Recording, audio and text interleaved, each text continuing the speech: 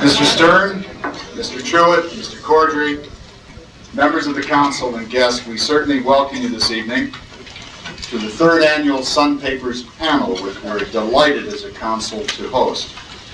We'd like to especially thank the A.S. Abel Company for hosting the reception this evening.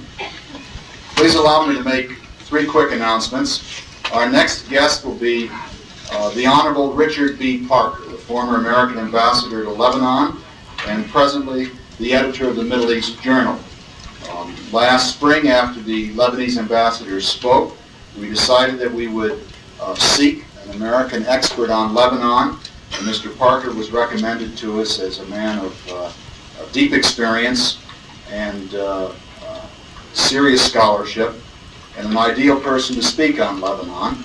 And as it has worked out, unfortunately, Lebanon is in the limelight, but because of that, we're especially pleased to have Ambassador Parker as our next guest, Tuesday, November 23rd, here in this room at the same time, reception at 5, address at 5:40. On the 9th of December, the Honorable William E. Colby, formerly the Director of the Central Intelligence Agency, who has most recently indicated some support of the nuclear freeze movement, will speak on the topic, nuclear arms, can they be controlled? And that will be again in this room at 5 p.m. with the address at 5:40. And our guest on December the 13th, a Monday evening, over at the Hyatt Regency with a reception at 5:30 and address at 6, will be His Excellency Moshe Arenz, the Ambassador of Israel to the United States, addressing the topic, the Israeli view of the path to peace in the Middle East. This evening's schedule, unless Mr. Stern suggests otherwise, will be as we've held it in the past, that each of the panelists will make a short statement and then make observations about their colleagues' remarks as they think appropriate, and then the floor will be open to questions, and we'll ask you to address your questions directly to the panelists. Our session will end promptly at 7 p.m. That's congenial also. I would now like to introduce the chairman of our Board of Trustees, Mr. John Bruman, who's the vice chairman of the Board of Trustees of Black & Decker. Mr. Bruman.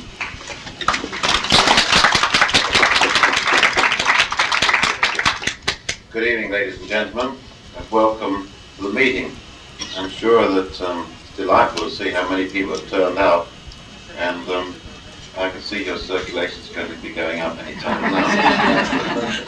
At midterm, the principles of President Reagan's foreign policy are being tested. Long-term American policy on the Middle East is at a critical point.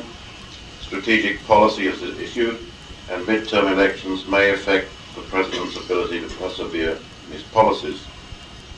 At this important juncture, we're certainly fortunate to be joined by this panel of seasoned and very distinguished Sun Paper journalists.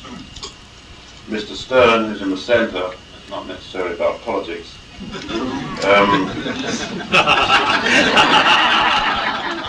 is now the editor of the editorial page of the Sun, joined the Sun Papers in 1953. He has served as chief of the London Bureau, the Bonn Bureau, and assistant chief of the Washington Bureau. He's traveled extensively in Europe, the Soviet Union, Middle East, Africa, and recently came back from Japan. Mr. Henry Truitt, who's on the left wing today, joined the Sun in 1956 after 7 years as a journalist and following study at Harvard as a Nieman Fellow. He has served as chief of the Bonn Bureau and as the paper's defense correspondent. He interrupted his tenure at the Sun to serve as diplomatic and White House correspondent for Newsweek magazine, during which time his book, McNamara, His Ordeal in the Pentagon, was published. He returned to the Sun, as you can see, in 1974, since which time he's been the paper's diplomatic correspondent and analyst. Mr. Charles Cordry is the military correspondent of the Sun. He joined the United Press in 1941 and was the Pentagon correspondent of the United Press International at the time he joined the Sun Paper's Washington Bureau in 1967. Mr. Cordry has been a regular panelist since 1967 on the public broadcasting's program Washington Week in Review, and as you know, that's an award-winning public affairs programme.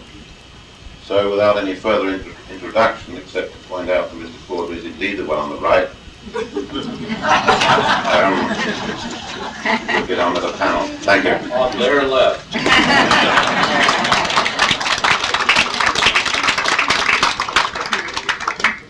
I want to welcome all of you here. It's really a great pleasure and an honor for us at the Sun to be involved in this panel. It's now become a tradition. We're in our third year, and I'm very pleased we were introduced with the admonition subtly slipped in there that our introductory comments are supposed to be short. I kept mine short last year, but my colleagues in television stars and so on did not. But maybe this year they will. I'm a little worried about the title that you all brought in here with, the midterm elections and Reagan foreign policy. Because if you look at this past election, you could hardly tell that foreign policy was an issue.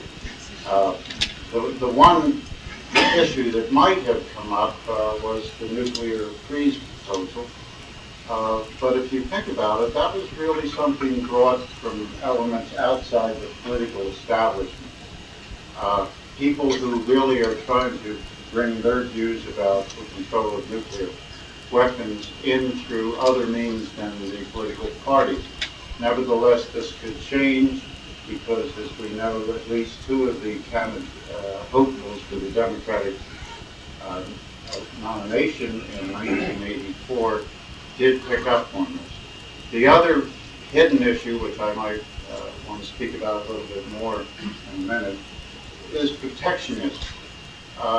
This could have become a flaming political issue, except that I find most politicians in both parties are so scared of the issue that they will run with the crowd as much as possible. And we again see the two leading Democratic contenders for the presidency starting to talk in a very protectionist way.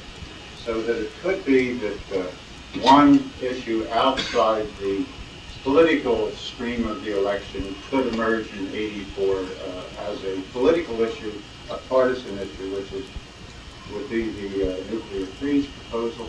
And I think possibly protectionism could also come to the fore as a very major issue, unless it is so major that it transcends both parties. I was very interested to note that President Carter had to admonish his Vice President, Mr. Mondale, for talking this protectionist line. I find in doing a little bit of research that it's not unusual for a midterm election to really go slow on foreign policy. Back in 1946, Henry Wallace and his inclinations towards the left were a bit of a political issue. In 1950, the Republicans raised the charge of Korea, corruption, and communism against Truman. And in 1954, you again had a lot of Cold War dialogue between the two parties. In 1958, there was talk about Kamoy and Matsu and the Sputnik problem. And at that time, the Republicans, of course, being the in-party, were on the defensive. With the Democratic team, the Republicans weren't doing much of the job. 1962, that became a non-election as far as foreign policy is concerned, because the Cuban Missile Crisis erupted right before the voting. President Kennedy went back to the White House, adopted the Rose Garden strategy, and nobody dared say a word about foreign policy while the fate of the world was hanging. In 1966 and 1970, Vietnam was an issue, but it was really not a sharply partisan issue. In 1974, we had Watergate. So you can see the pattern really isn't for foreign policy to come to the fore. For one reason, you have hawks and doves in both parties. And for another, in this year, the focus of attention was almost entirely on economics. Now, we would say, well, if it's economics, then it's not a foreign policy election. But of course, this is wrong, because the economics issue, as it was addressed in this election, really is one of the most important foreign policy issues that affect this country. We're in a stage now where we've had worldwide recession. We have record interest rates. We have financial institutions terribly exposed by $540 billion worth of debts to third world countries that might not ever be paid. You have chronic unemployment, which is toppling governments in Western Europe, governments to the left, governments to the right. So if you think in terms of the debate over President Reagan's economic policy, in terms of how it impacts on the world, and you think also that protectionism might well be one of the leading issues that faces this country in the next 10 years, then really in a subtle way, this was a foreign policy election. Before I turn it over to my colleagues, I'd like to just give you a little list of some of the things that have happened since we last met, so it might give some people some ideas for some questions. Let's not focus only on one issue as we sometimes have. But in the last year, we've had martial law in Poland, had the invasion of Lebanon, we have Schultz substituted for Haig at the State Department, had the Falklands War, we've had socialist Democrat governments elected in Greece, Spain, and Sweden. We've had Schmidt fall in Germany, Suzuki is resigning in Japan, we've had the Iran-Iraq war going on, we've had a little bit of the Chinese-Soviet thaw, we've had this tremendous Mexican financial crisis which has alerted the whole world to the possibilities of financial collapse, and that, of course, is tied in very much with the President's economic policy. We've had the pipeline controversy, we've had the nuclear freeze movement, we've had the Afghanistan war drawing the Soviets ever deeper. We've had the start of SALT talk and intermediate range weapons talk. We've had the El Salvador elections and the whole turmoil in Central America. We've had a greater turnaround in the oil supply picture, and yet at the same time we've had this worldwide recession. So a lot's happening, and the worldwide recession has become so much worse in the past year that I think we're seeing a lot of governments in trouble, incumbents in trouble, and on that note I'll turn things over first to Mr. Truitt, who will talk mainly on diplomatic affairs, and then Mr. Corder on military affairs. Let me just pick up, ladies and gentlemen, where Joe left off. The administration, as he correctly says, does not face pressure for new directions in foreign policy, with probably the exception of a message in regard to the nuclear freeze, by virtue of the election results, except it coincides with other events which will tend, I think, to cause the administration to move in some new directions in foreign policy and perhaps accelerate some movements that we already see. We are entering the Schultz era in the State Department, and we can already see some of the changes by virtue of the new secretary's influence within the administration. I must say that he does it much more quietly than his predecessor did. I may have referred to a couple of reasons last year as to why we, in fact, are going to miss the old Secretary of State.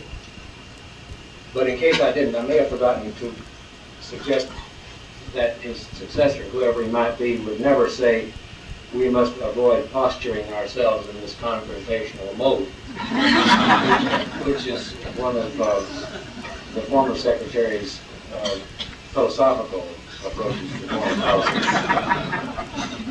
And he also referred to something being at this juncture of maturization, which I think George Schultz would probably never say, which is one way of saying that Schultz is dull.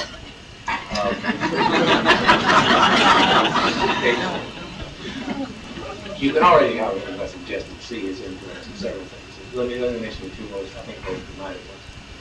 One is in the question of what we all know is the pipeline affair. attempt by the president over the weekend to lift the sanctions on the basis of some sort of agreement within the Western Alliance about new terms for U.S. trade was in fact a cosmetic exercise, which did not come off very well. But the fact is that he did. And that is what is important in the context of these relations, because in the first place, the ally relationships simply could not have survived under the strains that existed. Now, we can talk a little bit later about the conditions under which that developed throughout. It would take much too long to recite it here. But that is one area where you can see a direct result of the new Secretary's influence, and it was exercised more on the President of the United States than it was on the Western Allies. The other is in Middle East policy. There is no question that Secretary Schultz is inclined to bring greater pressure to bear on Israel as he works for a formula which brings Israel and, what for lack of a better term we call the moderate Arabs together in some kind of negotiations over the future of the Palestinians and the occupied territories. It depends on your perspective, so that's a good thing. But the fact is that the Secretary is more inclined to be impatient with Israel than Secretary Haig was, and we can see some evidence of that in the President has had to say since Mr. Schultz came to office, most especially the September 1 speech outlining his terms for what he thinks ought to be the outline of the Middle East settlement. Those are two. The third, and we're only seeing a glimmer of that, and I am not sure whether it would be proper to attribute it to the new Secretary's influence or not, but it is a very slow process of moderation in the approach to Central America. The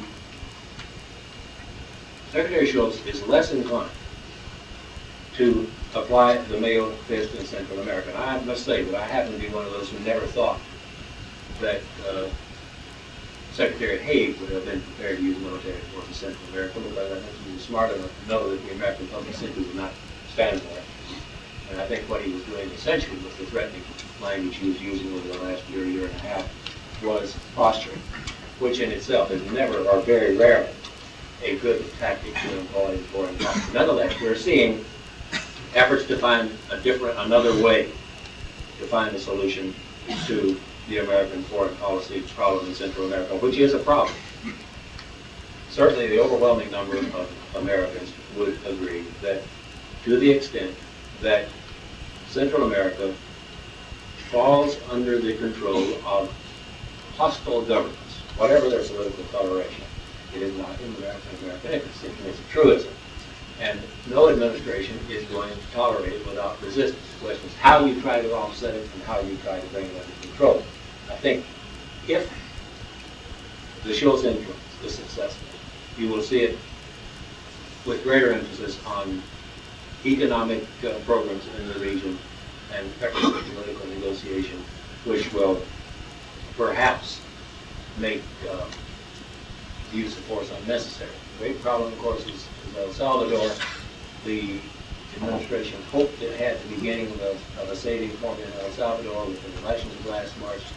Is increasingly looks as if that is not the case. The right wing which came to power in El Salvador is failing to get the message, and we will have to see what happens before January, whether the administration, one, on the basis of its own evaluation, can bring itself to consider continuing aid to that government, or whether it will simply have to back away and let the government fall and try to resist the political movement in that region in other states and in other states. We simply don't know. But I think that gives us, again, some areas to talk about.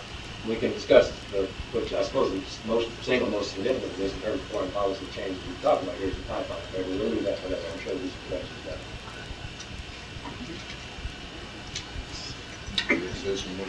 Ask your question. Well, ladies and gentlemen, now that you know all about our foreign policy, and I have been introduced as being on the right wing here. May I say that I spoke for 2 seconds less than Joe did? I think I can do better than that. I feel whether I've told any of you the story of a sign in England which read that had to do with infant mortality and child care. So I read that the first few moments of life are the most dangerous, and someone had inked in underneath that the last few are a bit tricky too.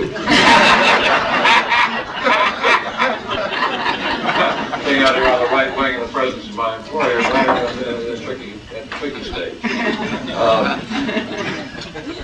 I think that we probably can all agree that power does play a role in the world, and that little countries choose up sides and see how the big, depending on how the big countries are going. And that you do have to have a certain amount of military power to back up the foreign policies that you have, as you just heard explained.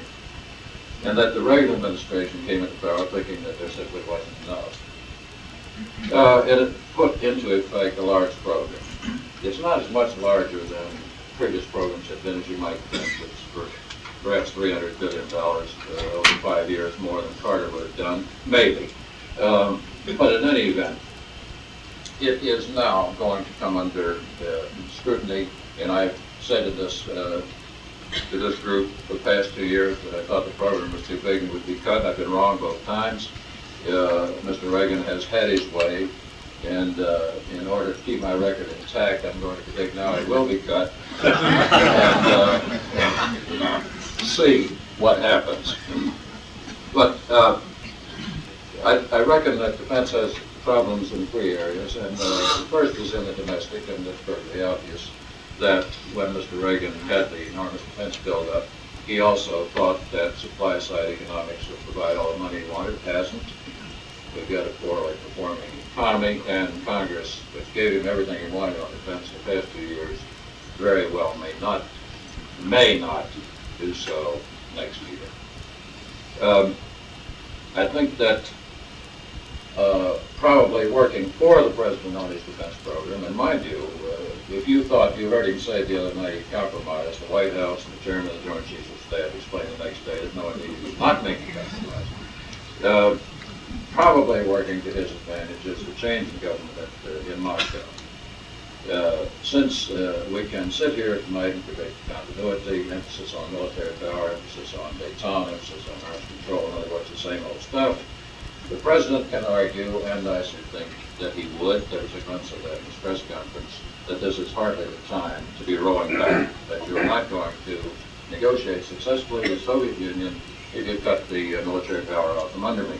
I think this will carry a lot of weight in Congress, and to that I would add that the programs over the past 2 years have gained a great deal of momentum, and however much talk you hear about cuts, you have to keep in mind that they haven't got down to the voting yet. Finally, there are structural problems in the defense program, and this is why I suspect that it ought to be rearranged. They try to buy everything, and maybe they needed everything, but they try to buy it all at once, and this is what's got them into trouble. I won't cite any figures unless under great duress and the questioning you force me to. But three. Carter was going ahead at a real rate of growth of 3% a year. He was forced to go to 5% a year. Reagan went to 7% a year. And in fact, the first year or two, Reagan went much higher. This may very well have to be cut back. But I would think that the place where the president would really kick up his heels would be that point at which he was pushed behind where Mr. Carter was. I can't imagine that happening. That's about the way I think I'd like to leave it on defense now, and we'll see what the questions are. Let me just say one thing before we take questions. Since Henry brought up the matter of George Shultz, I think we ought to keep in mind that one of the most interesting aspects of Shultz's background is that he is an economist. And he's not only an economist, but he's brought in 2 other economists as his top aides in the State Department. So I think that we have a State Department that is oriented to the trade and financial crisis that is facing this world and understands the interlock between the trade and financial crisis and Reagan economic policy. So let's go to that. On the matter of weapons, I'm sure both Mr. Cordray and Mr. Truitt are well acquainted with Mr. Nitze and General Rowney, who are our chief negotiators over in Europe, are negotiating with the Russians on nuclear weapons reduction. Arthur Macy Cox, in his book on Russian roulette, says that putting these two, Nitze and Rowney, in charge of negotiations to reduce nuclear weapons is based on what they have said publicly in the past, like putting the fox in charge of the hen house. What would be your appraisal from what you know of those gentlemen? Sure, go ahead. Well, I think it's basically an irrelevant remark. because both of these men, I know Charlie and General Brown much better than I do. I've known Vincent for longer than I care to remember. He is going, first of all, to do what he's told, which means that he is going to reflect the administration's arms control and strategic policy. Now, you can disagree with that policy, or you can oppose it, or you can subscribe to it. But Nitze is a strategic thinker who has a pretty good track record over the last 40 years, I guess, in seeing where strategic developments were going. And I think whatever my policy was, now obviously he would not have been compatible negotiating for Jimmy Carter for that. But if I had a centrist arms control policy, and I wanted an experienced, highly intelligent negotiator to carry the water for me in Geneva facilities, I think I probably would call Nitze. I think probably what Mr. Cox is saying is he disagrees with the policy. But as you well know, he disagrees with the policy. So I think at basic, I come back to my original point, I think it's basically irrelevant. I couldn't agree more. I mean, we are not sending Mr. Nitze and Mr. Rowney to Geneva to negotiate arms increases with the Soviet Union. And the Fox in the chicken coop suggests that they are. But this Rowney's a Baltimore boy, for heaven's sake. You know he's going to do well. The fact of the matter is the President has proposed a radical departure in arms control negotiations. General Rowney was a participant in working out the plan. He didn't agree with all of it, didn't disagree with any of what came out. And I think that he and Nitze will sit across the table and stare the Russians down, myself, and I think we have not had a habit of doing that in the past. We have tended to negotiate both sides of the issue before we send our team off to negotiate. We would sit down and say, oh, the Russians wouldn't accept that, so let's not propose it. This hasn't happened this time. Let me try to bridge a couple of points that are always implicit in this kind of discussion. And they relate to what is possible in arms control. People who generally take the position, well, why don't we freeze, or why don't we reduce arms control by X level? Why don't we stop building nuclear weapons, which most people actually would not argue. Tend to forget that there are ingredients in these discussions which have to be bridged in every case. The SALT II treaty, for example, was, I think, probably, in the judgment of most Americans, a reasonable treaty. It was not ratified. And it does absolutely no good whatever to produce a treaty that cannot be ratified. It may make some people feel good, but it doesn't lead to arms control. So there's always this conflict between what is possible, what is reasonable, and what is extreme. And there's a constant effort underway always to bridge that. And the personality of the people who are doing the negotiating obviously will have something to do with the success or failure of the negotiation. But I suppose it's entirely possible for a negotiator who is so far out of harmony with his president that he could perhaps scuttle a negotiating position, but I have great difficulty seeing that happen. So it's something we always have to keep in mind. I think we also ought to keep in mind some of the continuity here. When Carter came into the presidency, a lot of people think he made his first big foreign policy mistake by not taking the Ford-Vladivostok agreement and getting it through the Senate and getting it ratified in a hurry. Instead, he came up with a proposal which, at least in character, is not much different from what Reagan has proposed, which was a radical reduction in arms. And then the second mistake was to retreat very quickly from that proposal just as soon as the Russians started raising objections, and then, of course, we had the long protracted negotiations to the point where we finally had a treaty but no chance of ratification because conditions had changed so much in Afghanistan had occurred. One thing I will say for the SALT II treaty, it's true it's not ratified, but it is being observed by both powers, which I think reinforces what Henry said, which is that it probably was a reasonable treaty for both sides. Another question? Yes. This is a question directed to each of you individually, if I may. If you were the President of the United States, each of you, what gesture specifically would you make, or what posture would you adopt now, at this moment, in dealing with the new General Secretary of the Soviet Union? Well, I'd be perfectly willing to answer the question. I would reinforce my previous arms control proposals, because that's really the main point of contact between Washington and Moscow, attempting to put a lid on the arms race, as we say. The President has done that, and I think he was very wise in doing that. And that's what I would do. If I were President, I would try very hard to repair our relationships with our Western European allies, particularly to get off some of the counterproductive and divisive policies and actions and directions that have been initiated by this administration, and try to have a fairly solid Western position with which to confront a government that is going to be very hesitant and unpredictable.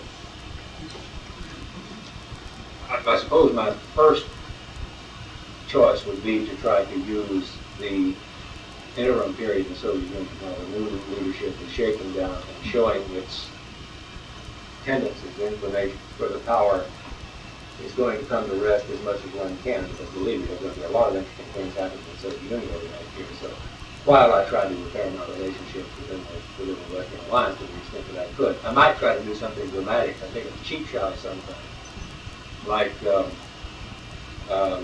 come close to adopting the free proposal or some such thing as that, because it wouldn't mean very much in the context of our negotiations, and yeah, you could probably do, I think, might well do a lot of good stuff. Yes. In the matter of the war in Vietnam, many of those in this room spoke up against the government and were joined by millions of others. Would you say that on the matter of nuclear disarmament and all the proposals in front of us, that if the people spoke up, much as the Catholic Church is presently looking at a document on the entire matter, they could have an overwhelming effect on the outcome as they did before, and if the Senate, the people, Congress, the President would take notice? Yes, they did before, I'm sorry. Would you say that the people could use the same power that they did before as the Catholic, and in that context, what would you say is the importance of the Catholic Church in the aggression that's now making of the issue? It certainly would have an impact. The consequences, I dare say, would be different. My reaction to that would be that it is, first of all, you have to ask what you mean by the various proposals for nuclear control. I believe, without exception, all of the freeze proposals call for verified freeze. Verified freeze, as you can extrapolate for it, you see, leads you instantly into a new set of negotiations. There's no alternative to that, unless you're just going to say, okay, we stop and we're not going to worry about it, so let's do it. Which I don't think really very many people really advocate. So what are you talking about? You're talking about entering a new set of negotiations. It's certainly going to take a long time, and try to freeze weapons levels where they are today, the day the negotiations begin, or the day the negotiations conclude, which may be 1 year, or 2 years, or 3 years, or 4 years, or 5 years down the road. Meantime, what will have happened to your IMF and START negotiations that are already underway? I don't know. I just make the point that there is nothing practically out there on the horizon that calls for a quick freeze in nuclear weapons development. I really know no one serious in this area who really believes that an agreement could be reached easily, and above all, verifies that agreements could be reached easily. So, which also leads me just to gratuitous to suggest that a lot of people who spoke out for the freeze are totally cynical about it. I personally would think that if you could freeze nuclear weapons at the levels at which they exist today, without trying to take into account what's going to happen in the meantime while you're negotiating an agreement, we would probably be in splendid shape. As a practical matter, that is not possible. So, first of all, you have to set a frame of reference. But to answer your question directly, yes, if the public mobilizes, it can, in fact, do almost anything with almost any administration in this country. I dare say the Reagan administration would never yield on the most simplistic terms I've just said here, but it could force a change in the negotiating power of the administration. But you have to ask yourself, again, a whole string of questions that arise from what I just said. One, are they serious about it? Two, what are going to be the conditions under which it is extremely complicated. The basic answer to your question is yes. I have here Harrison Salisbury's Without Fear or Favor, an uncompromising look at the New York Times. And one thing he makes clear is that there's an awful lot of fear and favor, particularly in the field of foreign policy brought by the government. And Kennedy said, you knew about the Bay of Pigs, you should have stopped me. But they said, well, the New York Times would have wound up with egg on its face. I don't see why it would have. I don't see why they didn't say, we know about the new Bay of Pigs. We know it's going to be a flop. I don't understand why papers take this attitude.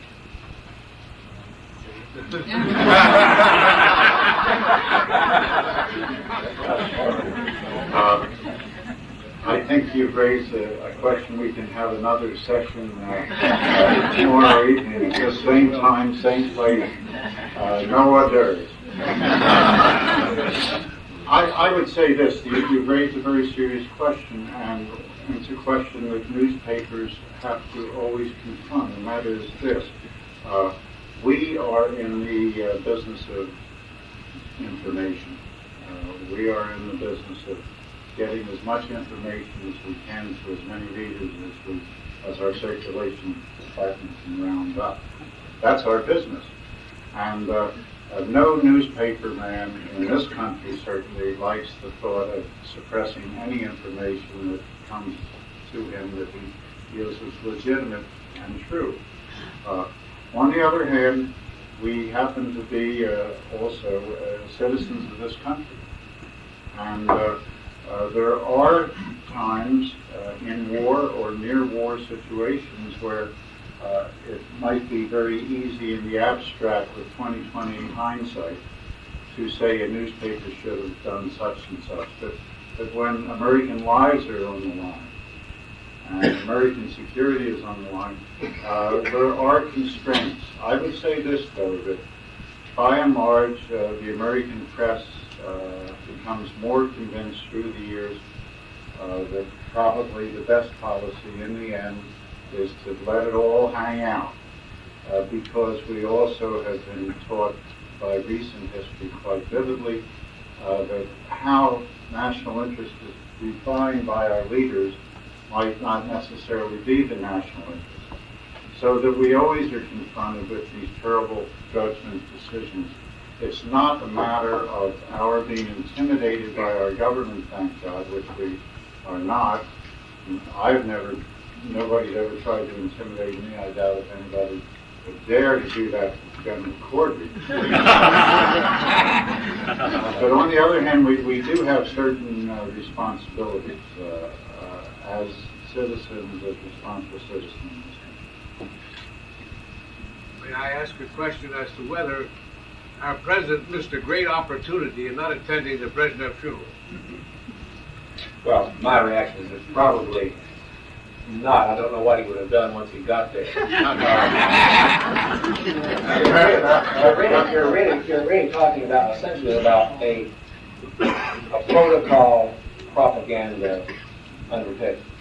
The president there's no way he could go in and begin negotiations or make proposals to Yuri Andropov, because Andropov just got his mandate 2 days ago, and he's still sorting out things within his own structure.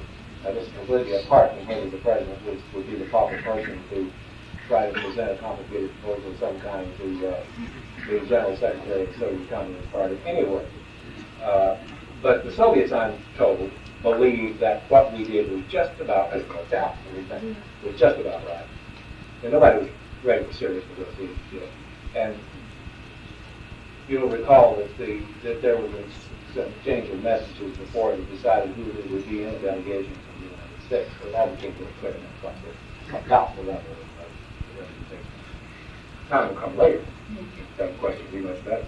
Just to show that there's no unanimity on the Baltimore Sun, I would disagree on that and think that This they didn't want it? No, I would disagree about the president's decision not to go to Moscow. I think this would have been Henry's cheap shot, offered right on a silver platter.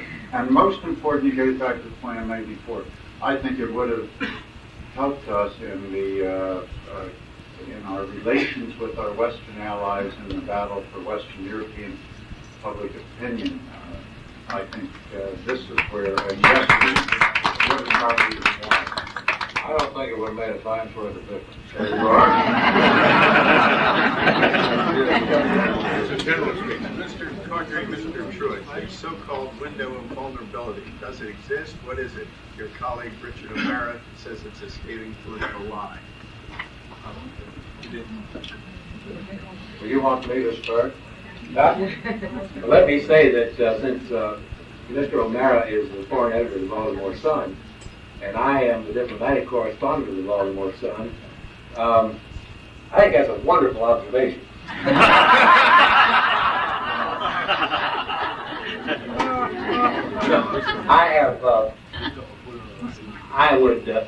I would disagree with that in several respects. One is that the window of vulnerability is a lie. There are many strategists in this country who think that a window of vulnerability exists or is opening. So ergo, it cannot be a lie. Now, they may be wrong. And I guess my perception is, as I said already, I would in the abstract support a freeze. So I guess what I'm suggesting is that there is no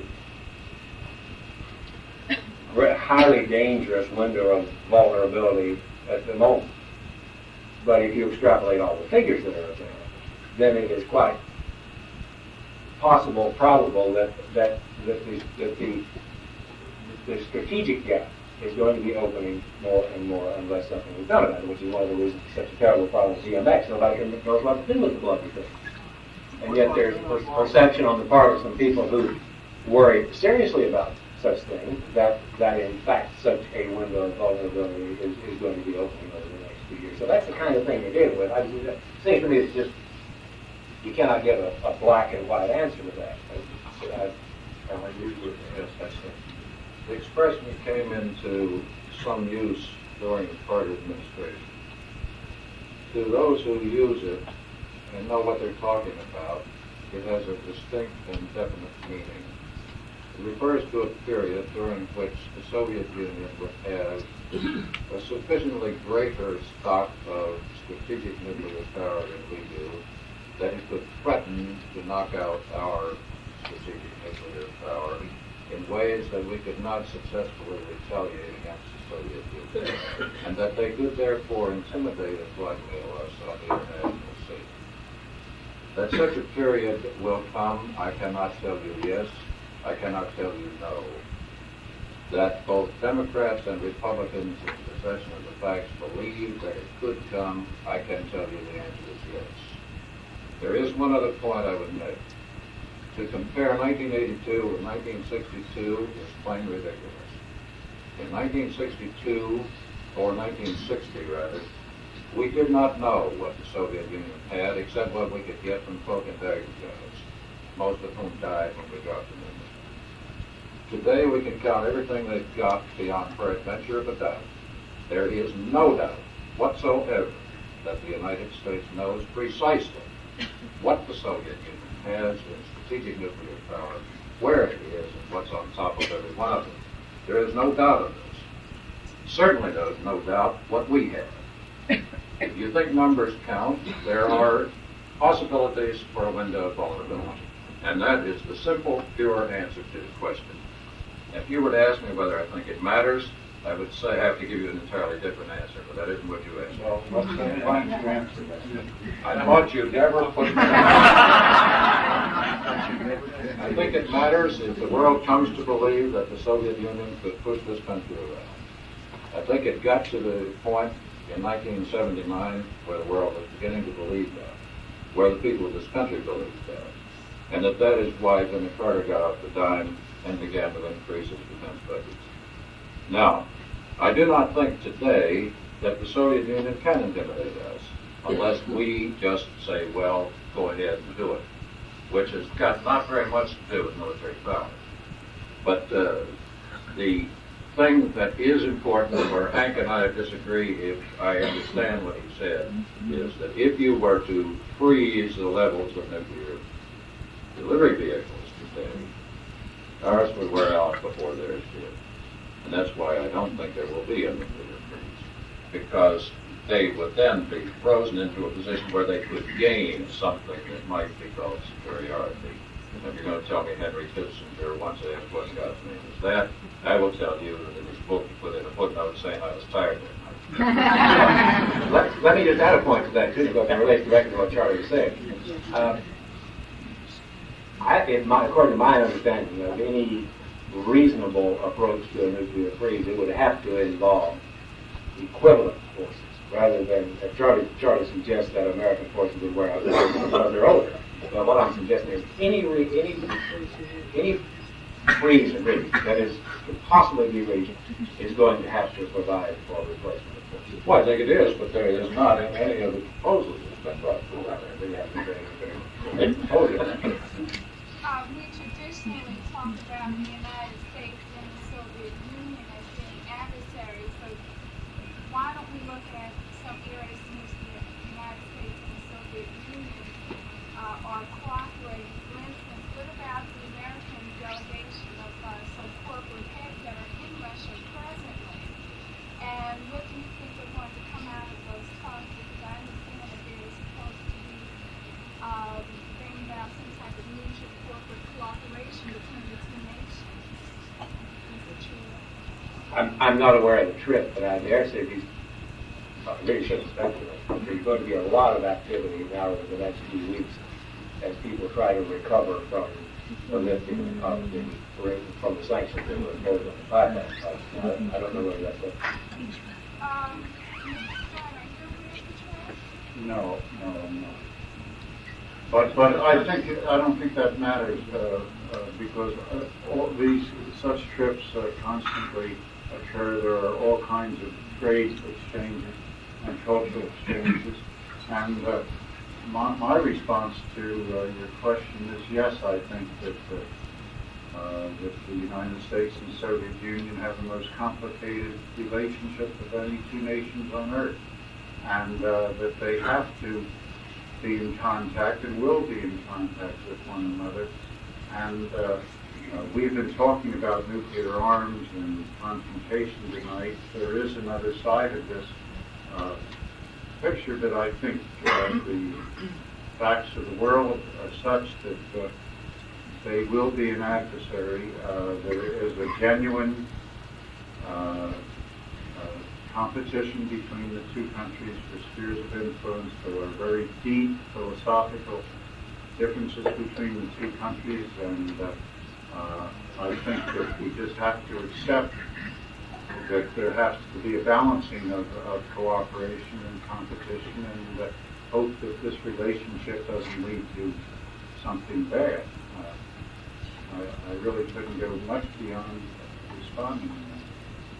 I'd like to ask all of you, why is it that the United States said we would be the first one to make a nuclear strike?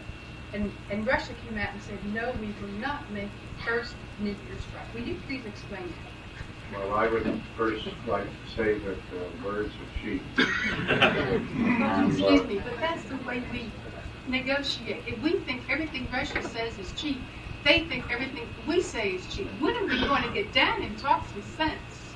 Well, as I say, I still think that words are cheap in regard to the way the Soviet Union deals with some of these questions for propagandistic purpose. The other thing comes down to the military position in Central Europe. If you count the force on both sides, and you realize the numbers of Soviet tanks and Soviet troops, which Charlie Corby could give you right off the top of his head, as against the NATO side, one of the problems has been that we really haven't had the conventional forces to make a deterrent without at least keeping this threat of first use of nuclear force in the background. Now that's been the rationale throughout the years, and what is happening, I think, is that there are political currents running through Western Europe, which very well might make this an untenable situation politically for the United States, particularly if there's something done to stop the deployment of Russian troops. But at that point, you have to ask yourself whether the Western governments are going to make the investment in conventional forces that the Soviet Union. No, just one thing, that your question does raise this question. No matter what the Soviet Union has said, no matter what the United States has said, can you imagine now the superpowers going to war and one losing again and saying, well, I promised not to do it, and so I won't. And this is really why nobody pays any attention to what the President said about not engaging first use. The reason that we don't undertake such a statement, if I understand it, is that, and I know that some very honorable gentlemen who put all the nukes in Europe are now asking us to declare they won't use them. And this is the truth.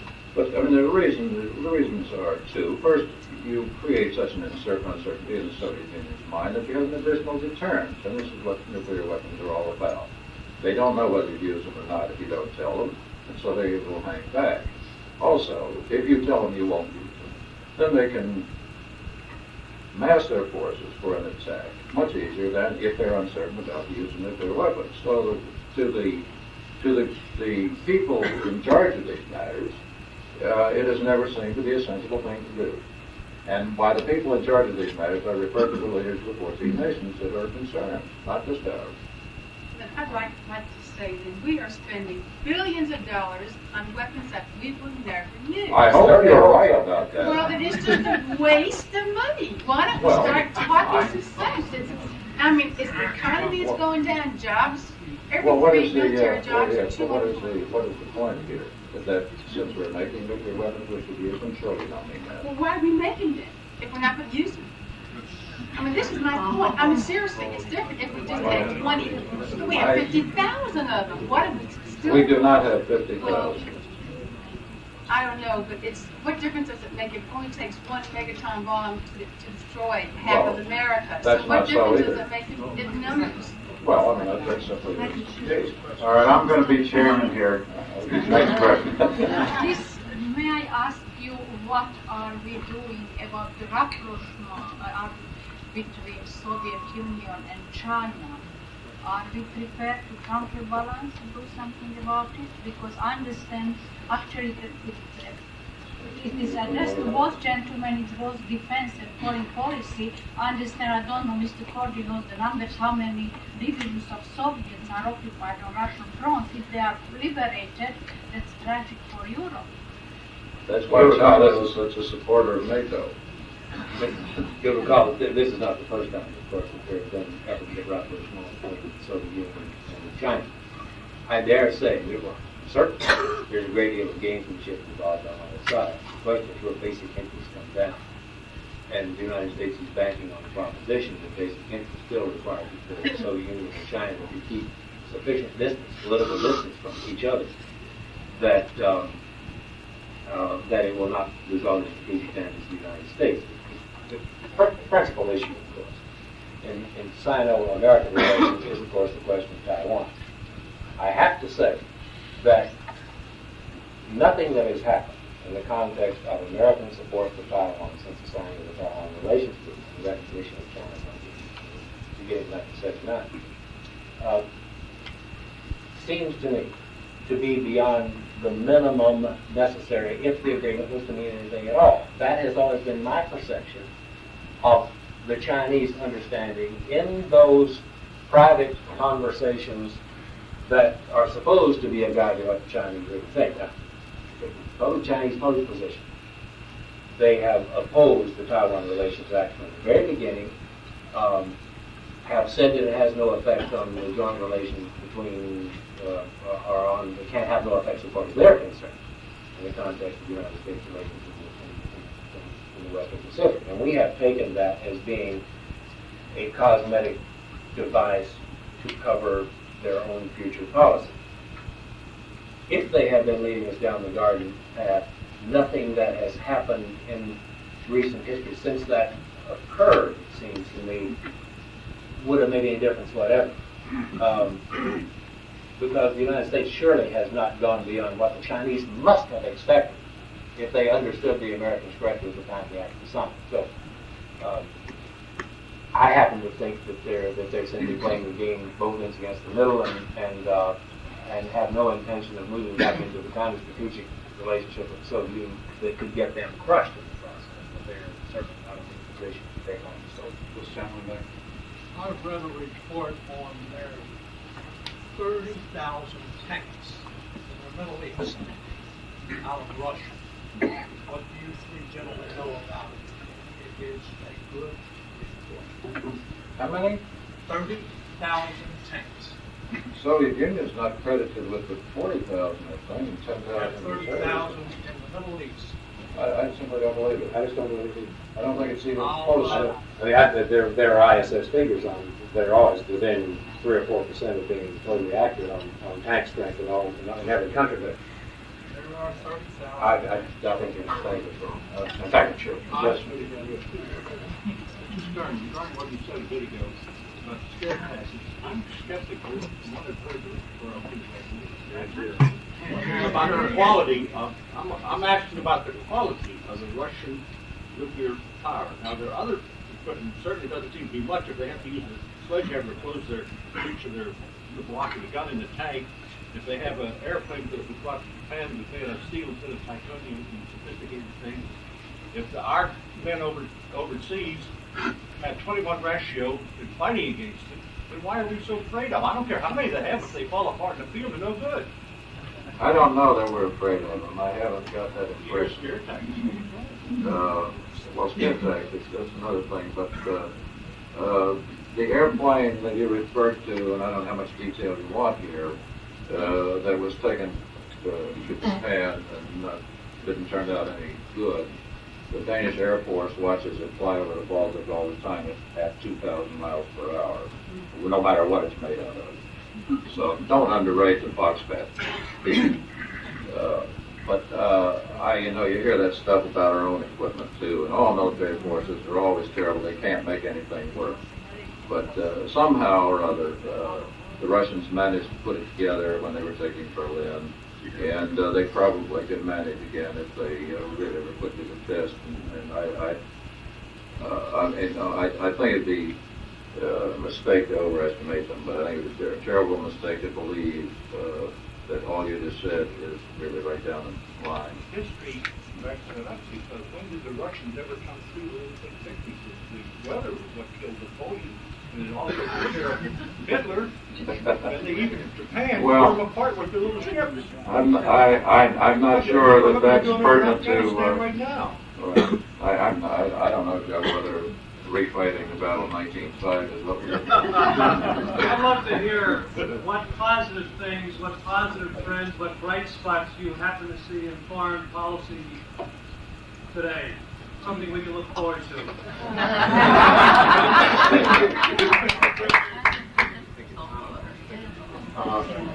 I'll be glad to start that. I'm very happy that we have an economist as Secretary of State, as I suggested earlier, because I think unless we start solving these economic problems in the world, we have stagnant trade now. This compares to an 8.5% increase each year in world trade during the 1960s and early 70s. We have stagnant trade now. We have a situation where the private banks are so overextended that they're not daring to lend developing countries private funds, and therefore this is just accelerating the decline. So I would say the brightest thing in my book that happened during the year was that we got a man in as Secretary of State who will focus on these economic problems. You want to see the brightest of bottom? No.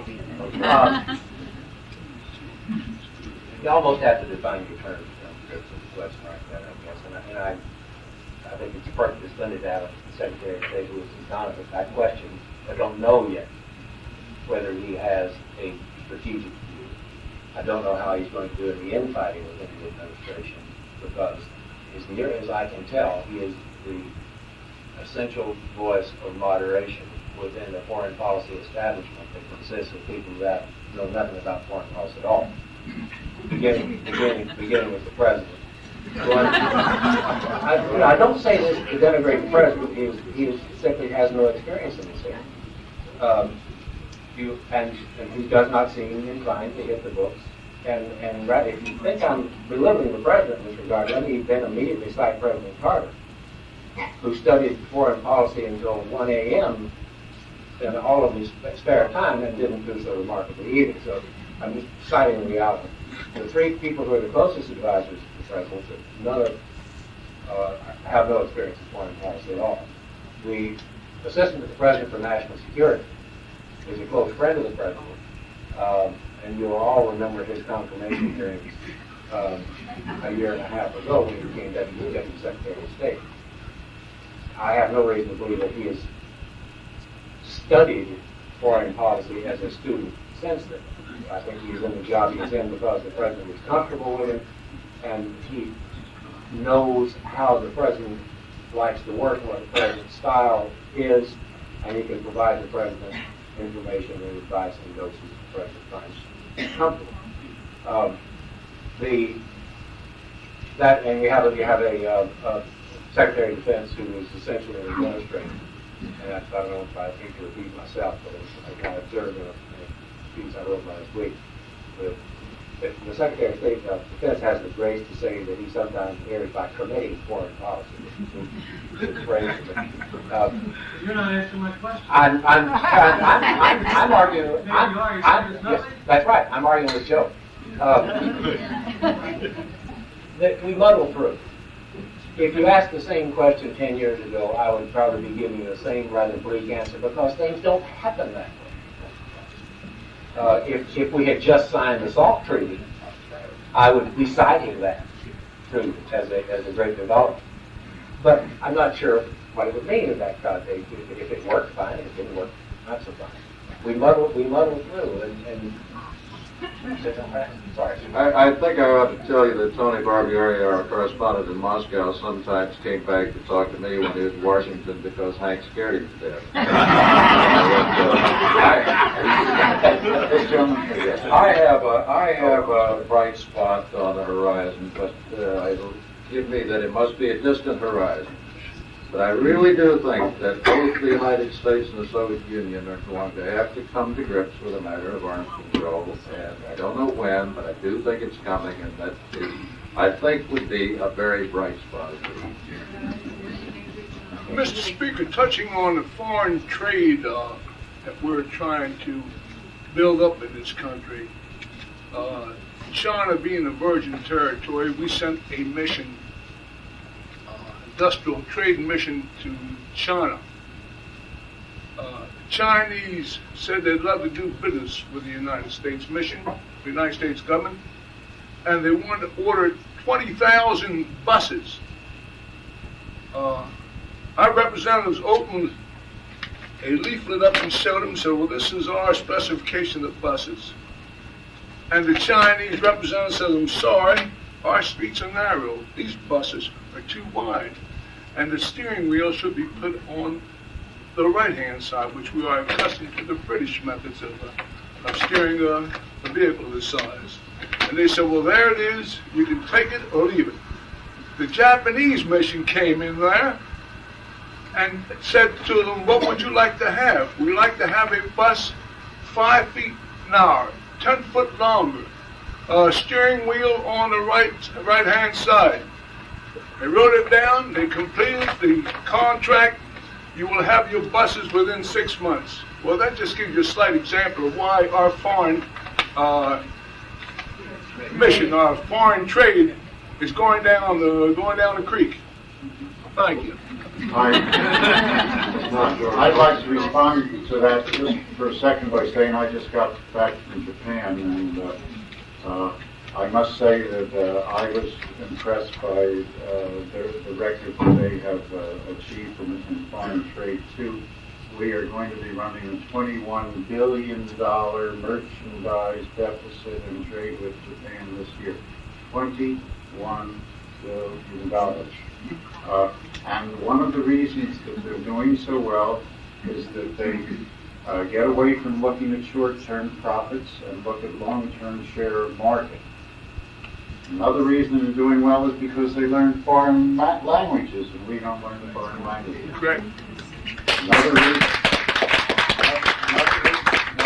is that they send people in much greater numbers to develop markets over a long haul, and they adapt their products better than we often do to the needs of the market they're trying to hit. So I think you and I are in the same wavelength. Yes.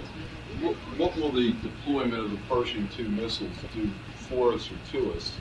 And do you think that the deployment will make nuclear exchange more likely or less likely? I can't see how it would make it more likely, but I could see how if I was sitting in Moscow, I could exploit that argument because it's 10 minutes away. But there are to be, how many, 108 all told. Hardly enough to destroy the Soviet Union on their own. And I can't see it as a worrisome thing to the Russians, but if I were in charge of the propaganda department, I would certainly push that line for all it's worth. The purpose of the thing, of course, is to get the Soviet unions to negotiate more levies on those things. And if they become convinced the Pershing's coming, the cruise missiles coming, they probably will come to some sort of agreement with Paul Nitze, to use a name that's been bandied about. Yeah, if I don't call on my old colleague, Dudley Digg, I'm going to be in trouble. All of our panelists have made reference to different aspects of this arms negotiation. Nuclear free proposal in this country, Sol 2, I think was concerned, made reference to the fact Sol 2 is in fact being observed by both columns. When I try to sum up the other references, one question. Is there any reason why the START talks now should not end up approximately the way that Sol 2 ended, be made into, if you will, a politically saleable package and then ratified?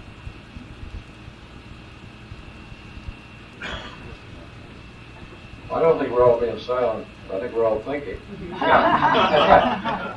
Well, Doug, it seems to me that is the direction you're going to go. Certainly the United States does not expect that its START proposal is going to be accepted. And certainly the Soviet Union doesn't expect that mysterious proposal, of which we know some details that they have put forward, is going to be accepted. There's going to be a meeting now somewhere, and it is going to be somewhere in the neighborhood of SALT 2, probably. But we end up there in, say, a year and a half? It depends on how well the new Soviet government and Ronald Reagan get along over the next year and a half. If they see it in their mutual interest to have a bang-up signing ceremony at Vienna or Geneva in just before the campaign really gets in 1984, the answer to that might well be yes. It's a matter, as you know, we've been down this road as long as I have, it's as much a matter of political will as anything else. It's quite popular. Yes. Turning to the bright spot, let me ask you how you respond to this hypothesis. Going back to the nuclear freeze, you're stating that you believe that there will be an approach to reduction of military arms and arms. Certainly that's what the world would seek, a substantial reduction. In the absence of it, we either lead to more and more bankruptcy of the world or to nuclear war, and we don't want either.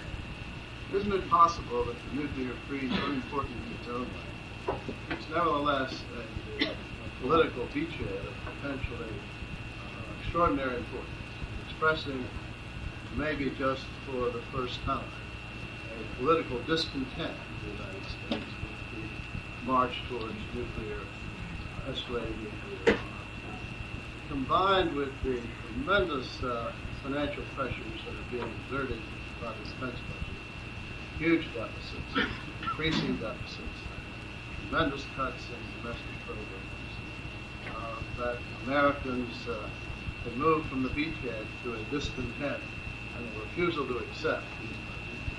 We're beginning now for the first time to hear members of Congress talk seriously and find it politically acceptable to talk about reduction in the defense budget.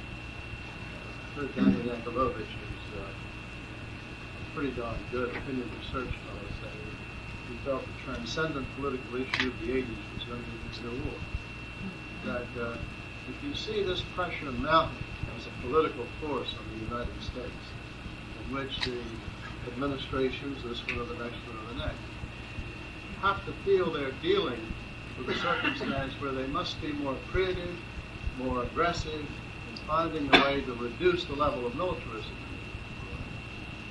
Isn't it possible that those same forces exist within the Soviet Union, pressing for better consumer goods, pressing for, and among the leaders in the Soviet Union, not up in the same political eruption, but among the leaders in the Soviet Union. And therefore, out of the very crisis of these times, financial situation, the threat, the fear of nuclear war, out of these things could come these critical new steps that should really lead us to a substantial dismantling of arms and armaments that is the fundamental means of